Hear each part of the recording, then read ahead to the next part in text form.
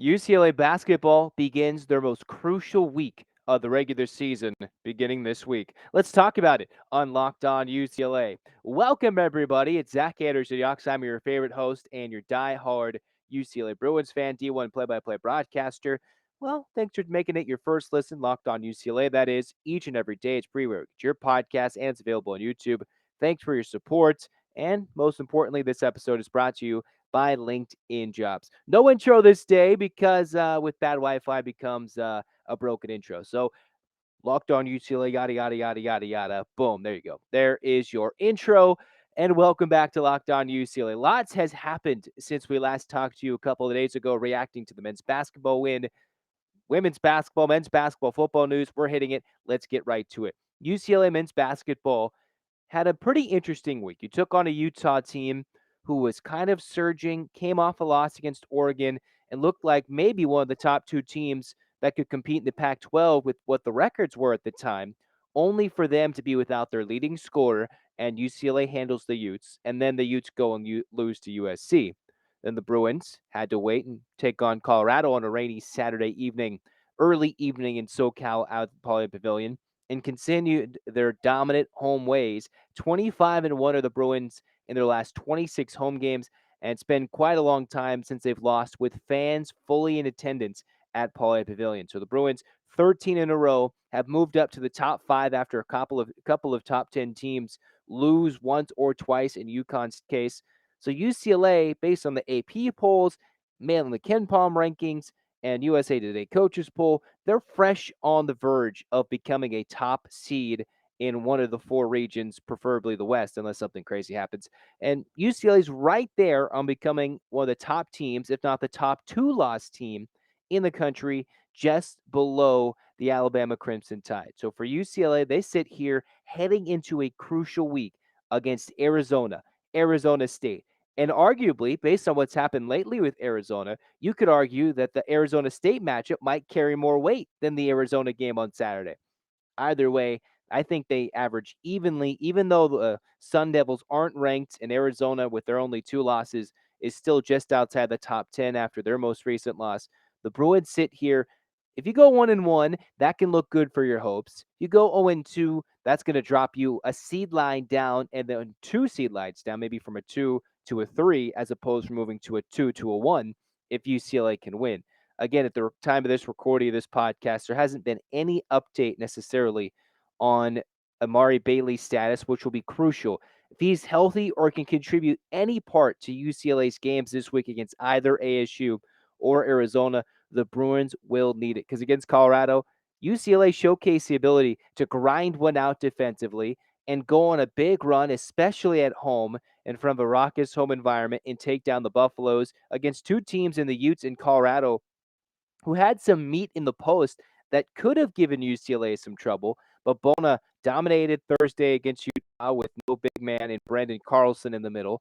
And then Bona, while struggling a little bit on Saturday, got help from a variety of sources for the Bruins, such as Jalen Clark, who had 18, Jaime Hawkins Jr. with his 23 and 13, and then Tiger Campbell, who had 11 points, 5 boards, 3 assists, did a little bit of everything. So the Bruins show you in the last week why there can be cause for concern heading into this Arizona week or even beyond into March, where they can go on long droughts offensively, where some projections have the Bruins still losing 5 games by the time the regular season comes to an end heading into Pac-12 play.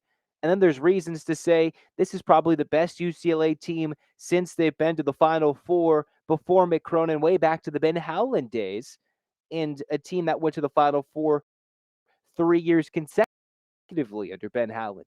So there's good defense and offense coming off of that defense, and then there's times where the Bruins can just go absolutely, because when you play Arizona State, you're not entirely sure you're gonna get. An Arizona State team that is second behind UCLA in the Pac-12, the only team so far with just one loss. They've had those wins in recent as well. But for UCLA, this is the toughest week forward. You will get Utah and Colorado again. You're going to play Arizona, Arizona State at home. You do go to USC and Oregon, Oregon State, all that. But for UCLA, this is the week where you circled the Arizona game. And then you realize you had to draw an arrow back to Thursday and realize, all right, you have to circle that Arizona State game as well. A win in both games for Mick Cronin's bunch maybe solidifies them as a top 4 team. And considering how crowded it is from 1 through 4, UCLA could win both games this week and maybe not even move up a spot, depending on who does things between a Kansas, a Houston, up 1 and 2. But for UCLA, it's important to note this is the week where people will have their eyes on the Bruins. They're starting to make some waves. You're on national television when you play Colorado. All right, not impressive in the first half, but then you take that big run and say, hey, every team this Saturday struggled, and the Bruins came away with a win, not falling like Arizona did. Then you move into the Arizona State game. Last year, remember, the Bruins, we were all ready for that Arizona game at Tucson. The Bruins fell at Arizona State in triple overtime, and that ASU team wasn't half as good, arguably, as this team is this year. And we'll get to more specifics and detail-oriented matchups closer to Thursday. But I just want to note, this is a very important week where ASU, if they hadn't lost to San Francisco on the road by 40 earlier this year, this very well could be a top 20 matchup. The Bruins, number 5, ASU very well in the top 25. Either way, you take it for what it is. An Arizona team that comes in a little bit slumping coming in the last couple of games, last few weeks after taking a loss, but two opposite styles, you could say, with the Bruins more defensive oriented, the Wildcats very much offensively slanted, but still, here we are, excited for the week to come. This is the movement week for UCLA's team overall. Is this the moment when the shine? Is this when Dan Bona solidifies himself as the Pac-12 Freshman of the Year with a big week in back-to-back games, considering he's been racking up past Pac-12 Freshman of the Week awards like no tomorrow? Is this where Jaime Jaquez Jr. solidifies himself as a big-time NBA prospect, or just a Wooden Award finalist, maybe a Wooden Award winner if he goes crazy on this week? These are all chances for the stars, for the veterans, for the youth to step up.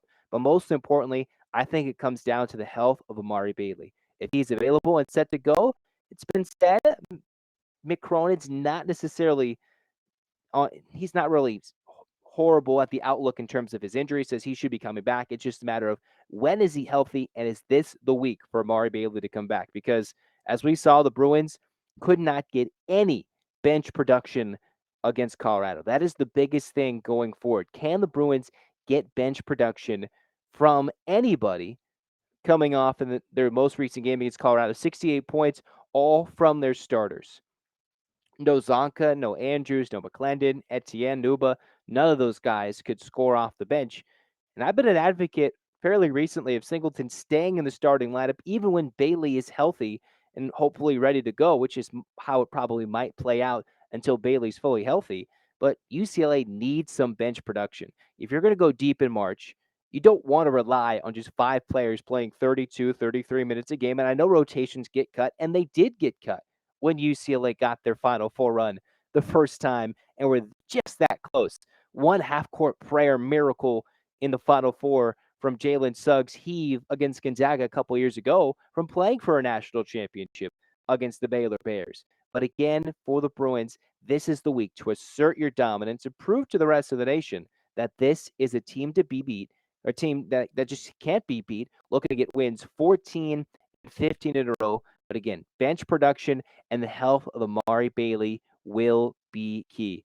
Well, we'll talk about more, including UCLA women's basketball, because they had a very interesting weekend indeed. Friday night against Stanford, Sunday afternoon against Cal, and then what flipped the weekend on its head by a late upset from their crosstown rival. We'll talk about it after we tell you about LinkedIn Jobs. Yeah, LinkedIn Jobs. Here in 2023, if you're a small business owner or a hiring manager, you know that success in 2023 depends on the team members you surround yourself with. That's why you have to check out LinkedIn Jobs. With LinkedIn Jobs, you can hire the qualified candidates you want more efficiently by matching the values, skills, and experience that will help your team reach its goals. Small businesses rate LinkedIn Jobs number 1 in delivering quality hires versus leading competitors. They can screen candidates, rate applicants, and make your job find the candidates, make it easier. LinkedIn Jobs helps you find the qualified candidates you want to talk to faster. Post that job for free, your job for free, at linkedin.com/lockedoncollege. Post a job for free once again at linkedin.com/lockedoncollege. BetOnline.com/LockedOnCollege. Terms and conditions apply. No conditions apply as we move on to the second segment of Locked On UCLA. It's Zach Anderson-Yoxsimer, everybody. Thanks for making Locked On UCLA your first listen each and every day. We appreciate your support. So now we're talking UCLA women's hoops here for this middle segment because the Bruins went 1-1, had a big showdown against the number 2 team in the country in the Stanford Cardinal. UCLA hung with them toe-to-toe with head coach Corey Close's team going back and forth against the Cardinal. Even though it had a loss against Oregon State, they were able to grind one out against USC the week before, and getting Charisma Osborne would have helped their hopes, only for the Bruins, who were down early against Stanford, down big in the third, crawled themselves to within a basket heading into the fourth quarter, only to go ice cold in the fourth quarter and eventually losing 72-59. The Stanford Cardinal, I believe, started that quarter either 13 or 15-0 to start the fourth, and the Bruins, they didn't score until under 2 minutes remaining in the fourth quarter, and by that time, the game was put to bed. Somewhat similar to what the Bruins faced when they were healthy and played South Carolina earlier in the year on the road, when they had now faced the 1 and 2 teams in the country, especially at that time, only to watch the two players go off like I said, the Bruins couldn't. You couldn't have Haley Jones go off and Cameron Brink go off. And the thing that really stuck out to me is when UCLA was struggling to shoot the basketball, they went in and drove again and again. When they could not shoot to save their lives, the Bruins 9 for 27 for 3. Yes, not a bad percentage, but in the fourth quarter, UCLA ended up shooting 4 of 19, 21% from the floor, 0 free throws of the 10 they attempted the whole game happened in the fourth quarter, and Cameron Brink said, "Not in my house," blocked 5 Bruins shots in the fourth quarter alone, compared to 7 for the whole game, which is somewhat what happened against South Carolina when the Bruins couldn't get those open shots from deep or find the shot they wanted and just drove underneath the basket, only for the big men, or big women, I should say, just to swat it away in the post and say, "Not in my house," and Brink was not missing and not committing any fouls. What were the things that contributed to that UCLA loss? Well, again, another, you don't want to say poor performance for Charisma Osborne, considering she's playing banged up already, but Osborne, who had 13 points, hit the majority of her shots early in the game, including a couple of threes in succession in the second quarter, and then had an and one as well. She had 13 points and 3 steals, 7 boards, but on 4 of 18 shooting. Gina Conti and Emily Bissoir had better shooting numbers compared to the rest of the team, but again, alas, those two other players in double figures didn't do it, and those points didn't come when the game mattered late in the fourth quarter. Again, another key stat to look out for, the Bruins, with Brink dominating the paint, couldn't score. UCLA overall with points in the paint had 18. Stanford, with their players from Francesca Bellebi, who's a big player down low, you have Jump, you have Brink, Jones, just all down the lineup. Stanford, if I could do my quick math here, had about 9 to 10 different players score one way or the other. 32 of their 72 came in the paint, which wasn't half their points, mind you, considering they went 15 of 20 from the line, but 32 points compared to UCLA's 18 points in the paint. And you notice how UCLA lost by 13. Stanford's dominance in the paint, just like South Carolina's dominance in the paint, right, was the difference in the game. And with UCLA so young this year, with a lot of their players outside of Osborne being young freshmen, this was a learning experience against the top team, who you might either have to face or get through to move to a Final Four, move deeper in the tournament. It was a good growing experience. Well, then you flip to Sunday, thinking, all right, how are they going to do against Cal, who most importantly nearly beat Stanford the previous week and took them on the brink alert 60-56 loss against the Cardinals the week before. Well, the Bruins found themselves down big early. UCLA at the end of the first had that fourth quarter woes continue. Cal was hot. They were leading 23-14 after the end of a quarter. And you're like, whoa, here we go again. But then UCLA crawled their way back, started hitting some shots against the Golden Bears. And the Bruins found ways to not only, one, be within a basket at the end of the first half, be up at the end of the fourth in a 2-point game, and then heading into the fourth, after some collapses in the fourth quarter earlier this year against top-tier competition where games were close, and the Bruins have, for the most part, put their opponents away, They did the complete opposite against Cal in this fourth quarter. After getting outscored by at least 14-15 against Stanford in that fourth quarter, the previous game when it was 21-10, even though late Bruins points made that game close, UCLA put up 29 in the fourth quarter to put away Cal 87-70. And who are the stars? Well, UCLA was able to get scoring from a variety of sources against Cal. Charisma Osborne shooting a much better percentage helped that with her 17 points on 15 shots, shooting 7 of 15. So nice to see her slowly getting into rhythm. But Kiki Rice, 31 minutes, put in 15 points, 12 assists, dishing the ball all around. UCLA had 22 shots on 22 assists, on 31 made shots. You can't forget Conti's 11. And then off the bench, London Jones was a factor. She had 22 against USC in that come-from-behind win. Against Stanford, London Jones was somewhat of a non-factor. Jones, 24 minutes, 2 of 8, 6 points, few assists, couple fouls, 2 turnovers. A very quiet night for London Jones.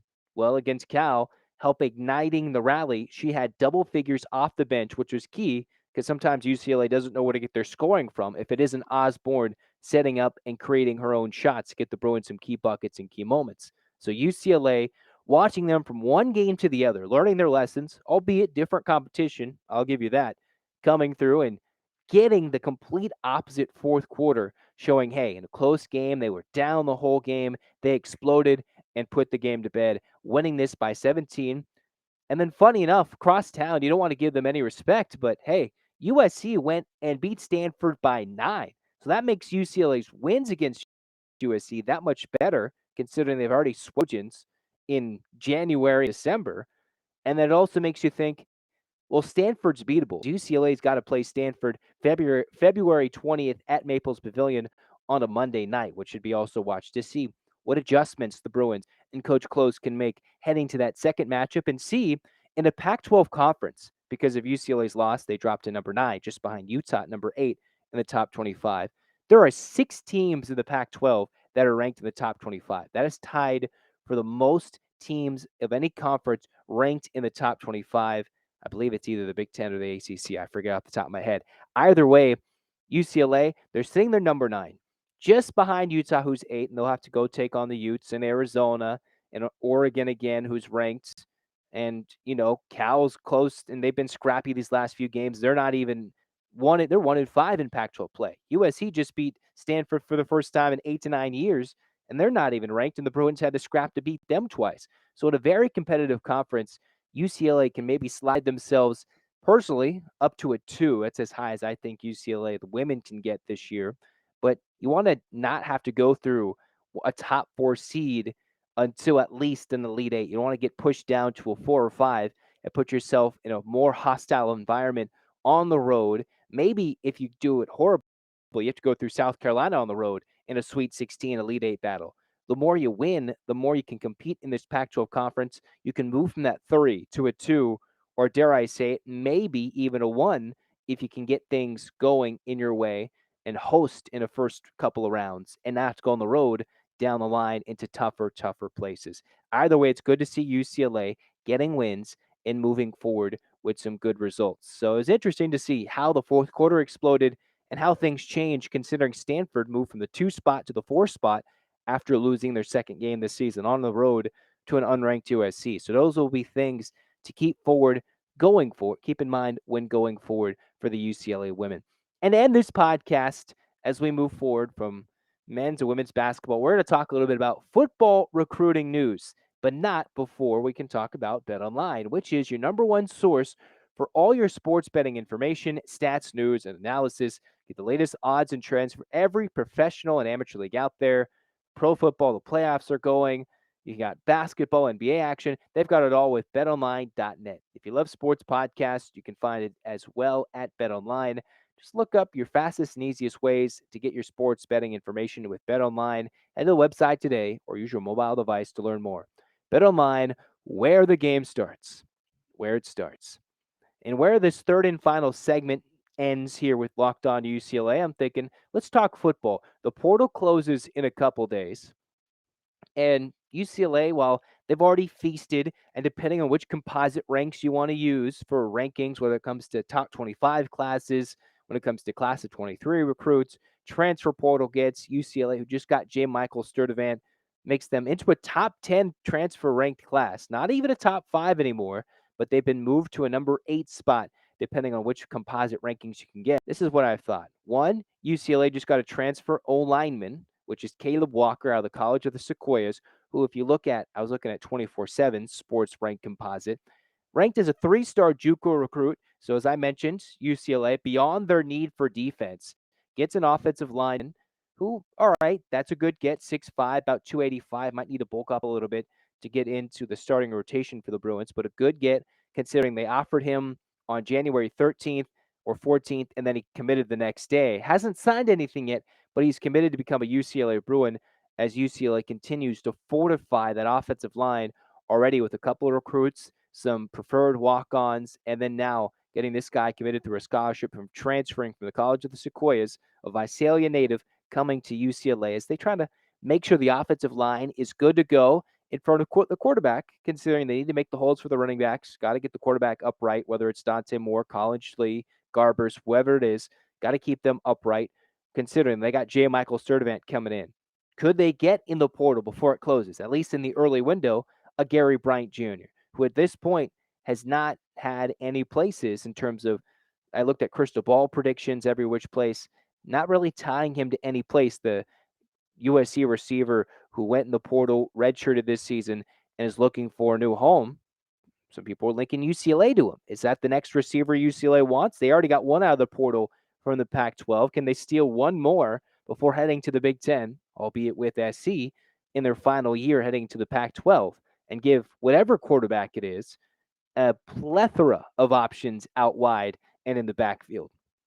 That's one option. Two, defensively, I know Caleb Wilson on Twitter, former Bruin, maybe, I'm not sure if he's a former NFL player, NFL free agent, as it says on his Twitter, does the best throwing out guys. Here, UCLA needs this guy. He needs this player. Keanu Williams, a 4-star defensive lineman for Oregon, who only played in about 10 career games as an Oregon Duck. He was a former Mario Cristobal recruit, then played in his first official year as an Oregon Duck, not including the red shirt, under Dan Lanning.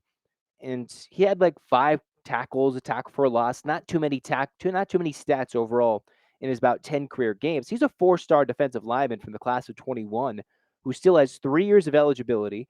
And if he fits the mold of what Chip Kelly likes in a recruit, could maybe bolster, as Caleb Wilson says, got to give him credit because he loves throwing out guys left and right who UCLA should get he should either be a recruiting analyst of some sort for UCLA or get on the staff some way for Chip Kelly because he throws guys all the way on Twitter every single time.